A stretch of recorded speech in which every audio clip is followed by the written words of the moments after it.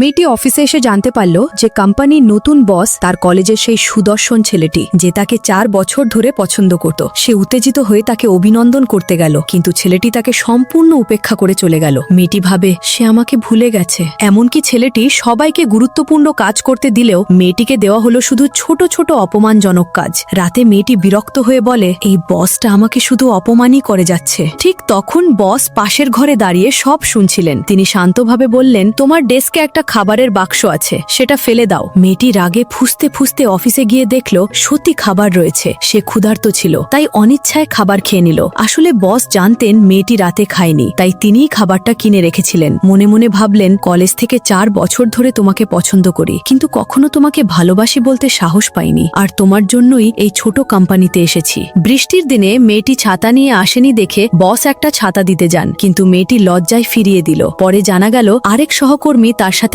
একই স্কুলে পড়ত এবং তাদের সম্পর্ক খুব ঘনিষ্ঠ ছিল।